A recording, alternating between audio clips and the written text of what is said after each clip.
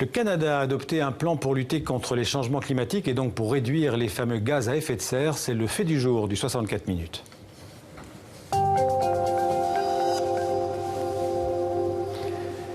À Paris, fin 2015, à l'occasion de la conférence mondiale sur le climat, le Canada avait pris l'engagement de réduire ses émissions de gaz à effet de serre de 30% d'ici 2030.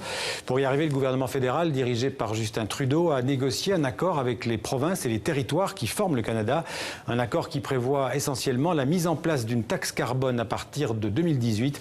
Les explications de Louis Blouin de Radio-Canada. Justin Trudeau devait mettre tout son poids dans la balance. Il a fait appel à un allié de taille.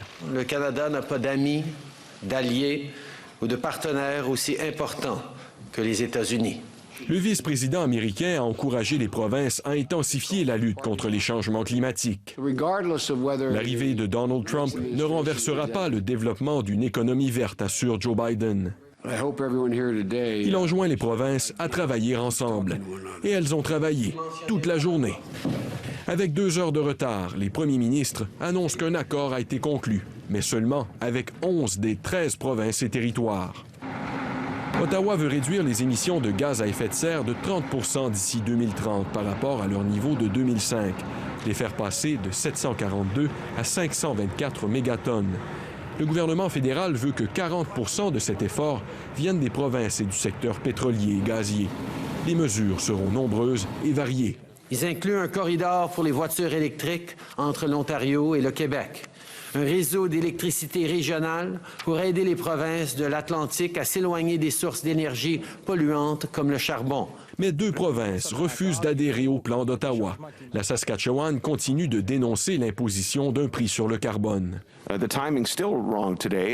Le moment est mal choisi selon Brad Wall, qui craint pour l'économie et la compétitivité de sa province. Pas de signature sans la promesse de financement supplémentaire en santé, a fait valoir le premier ministre manitobain. Justin Trudeau n'a pas plié. Une taxe sur le carbone s'appliquera. Alors pour parler de cet accord canadien, avec nous au duplex de Montréal, Karel Méran, bonsoir. Vous êtes directeur général pour le Québec de la Fondation David Suzuki et président de Réalité Climatique Canada, un organisme fondé par Al Gore, l'ancien vice-président américain. Alors après cet accord entre le gouvernement fédéral canadien et 11 des 13 provinces ou territoires, est-ce que vous êtes optimiste? Le Canada va tenir ses engagements pris à la conférence de Paris de réduire ses émissions de gaz à effet de serre de 30% d'ici 2030? D'abord, il faut se réjouir. C'est un plan, le premier plan vraiment exhaustif pour que le Canada puisse amorcer vraiment la transition hors des combustibles fossiles et à réduire ses émissions. Ceci dit, c'est un plan qui nous permet probablement de nous rapprocher de la cible pour 2030, pas nécessairement encore de l'atteindre. Et il faut se souvenir aussi qu'il va falloir aller bien au-delà de cette cible-là qui avait été adoptée par le gouvernement précédent, conservateur.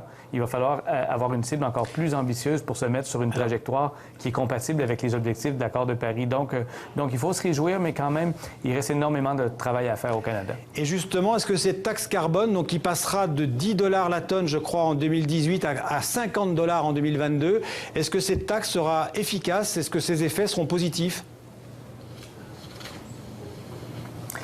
Oui, c'est évident que de mettre un prix sur la pollution, un prix sur le carbone va permettre éventuellement de graduellement réduire les émissions de gaz à effet de serre au pays. Et ce qui est important ici, c'est que cette taxe-là sur le carbone puisse augmenter jusqu'à 50 $ en 2022, mais au-delà de ce 50 $ par la suite. La crainte qu'on a, évidemment, c'est toujours que ce débat-là sur la taxation du carbone soit politisé et que la taxe en vienne à être plafonnée ou même réduite. Mais c'est un élément vraiment fondamental dans la lutte au changement climatique que l'instauration d'un prix sur le carbone partout au Canada.